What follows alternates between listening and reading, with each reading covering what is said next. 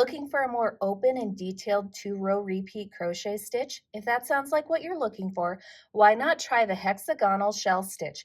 It adds this beautiful detail to your crochet work and it's pretty easy to complete. If you're ready to learn, I'm Rachel from Hope Corner Farm, and by day I'm a home ec teacher who teaches hundreds of students how to crochet. And let's grab a hook and some yarn and we'll get crocheting.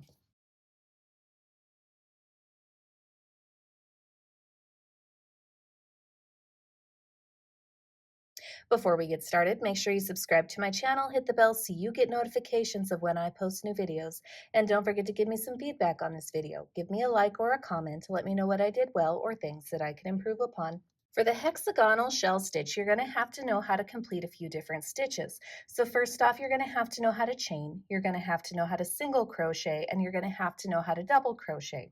Now I am going to show you how to complete these stitches in this video, but if I go too fast or you want slower videos that focus on each of those stitches alone, you could check out the description below where I've included links to videos that focus on those stitches alone.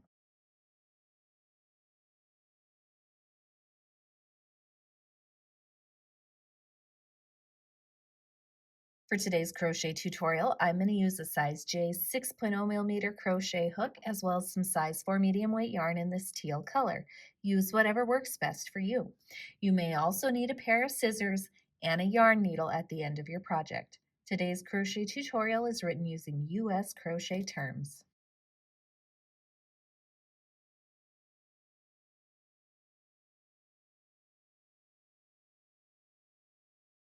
To start the hexagonal shell stitch, you need to begin by chaining a multiple of 6 plus 2. Now I will tell you, because of the repeat for this pattern, to get the pattern, the smallest multiple of 6 that you can safely use is 18, which is 6 times 3. So just kind of keep that in mind, that 18 is kind of the bare minimum for this stitch. So what you do with this multiple is you chain any multiple of 6 first. So I have chained 18, which is 6 times 3. So that is my multiple of 6. So I chain that first. After I've chained as many multiples of 6 as I would like, I then add 2 more chains at the very end. So here is 1 and 2. So now my stitch count is up to 20 because my multiple of 6 is 18. I chained that first. After I chained my multiple of 6, I added 2 more stitches, which brought my stitch count up to 20.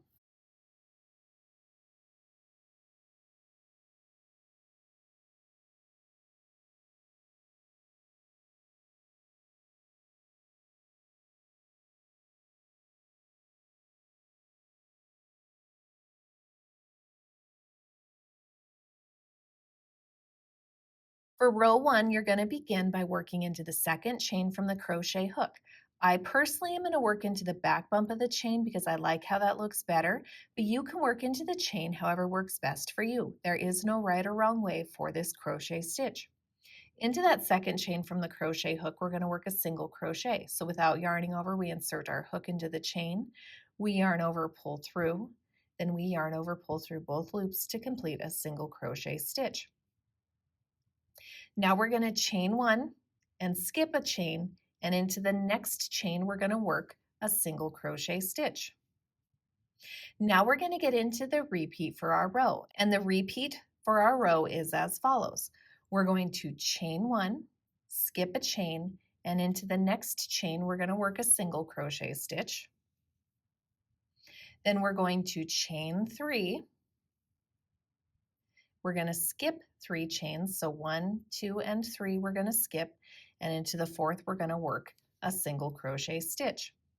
We're going to repeat that across the row. So again, the repeat is chain 1, skip a chain, single crochet into the next, then chain 3, skip 3 chains, and into the 4th work a single crochet stitch. You're going to do that until you have 4 stitches remaining for your row. So again, the repeat ends after the chain 3, skip 3, and then put a single crochet. Then when you have 4 stitches remaining, you're going to chain 1, skip 1, and single crochet into the next. And then one more time, chain 1, skip 1, and then single crochet into the very last stitch of the row. And that completes row 1.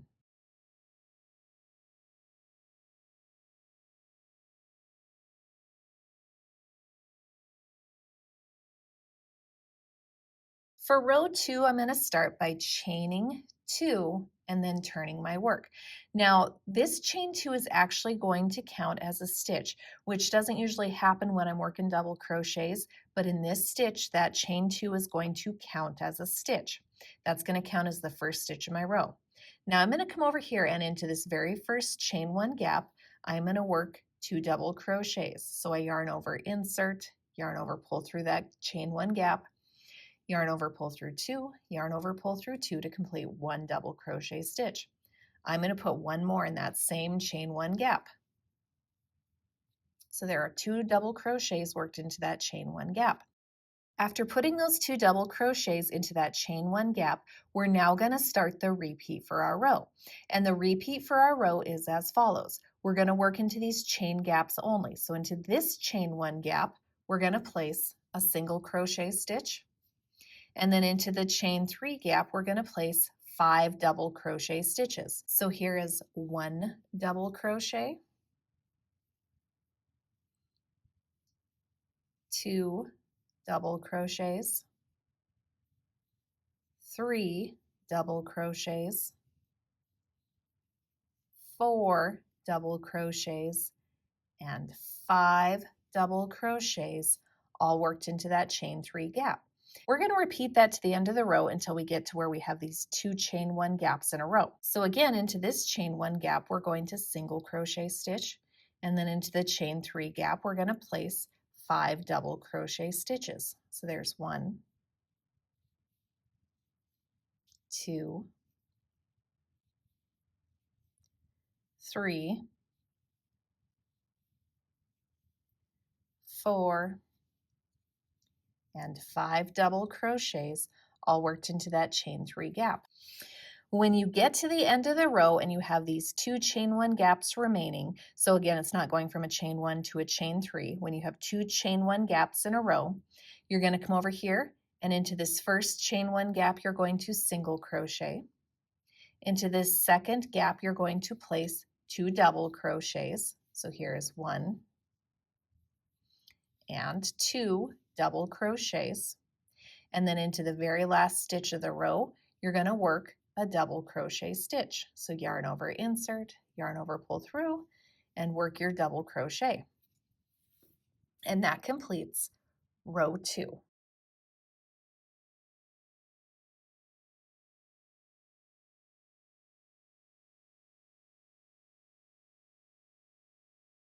For row 3, you're going to start by chaining 1 and then turning your work. Into the very first stitch here, we're going to work a single crochet stitch. Then we're going to chain 1, skip a stitch, and work a single crochet in the next. So we have 2 stitches here. We're going to skip that one, and into this one, we're going to place a single crochet stitch. Now we're going to get into the repeat for our row, and the repeat for our row is as follows. We're going to chain 1, skip a stitch, and single crochet in the next. So we're skipping that one. We're putting a single crochet into this one. Then we're going to chain 3, and we're going to skip 3 stitches. So 1, 2, and 3. So 1, 2, 3, we're skipping. And into the 4th over here, we're going to place a single crochet stitch. We're going to repeat that until we have 4 stitches remaining for our row. So again, chain 1, skip 1, single crochet into the next, chain 3, skip 3, and into the 4th, place a single crochet stitch. You'll do that until you have 4 stitches remaining. So 1, 2, 3, and the 4th is that chain 2 turning chain, so that counts as a stitch. So we have 1, 2, 3, and 4 stitches remaining for our row. So then we're going to chain 1, skip a stitch, and into the next work a single crochet. Then we're going to chain 1, skip a stitch, and then work a single crochet into the top chain of that chain 2 turning chain. And we'll work that single crochet into it. And that completes row 3.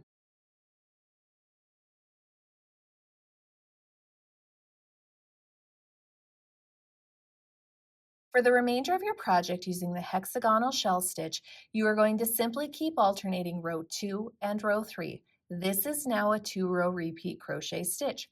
So row 2 is the row where you create the shells, and row 3 is the row where you have the chains in there. So just keep alternating row 2 and row 3 for the remainder of your project.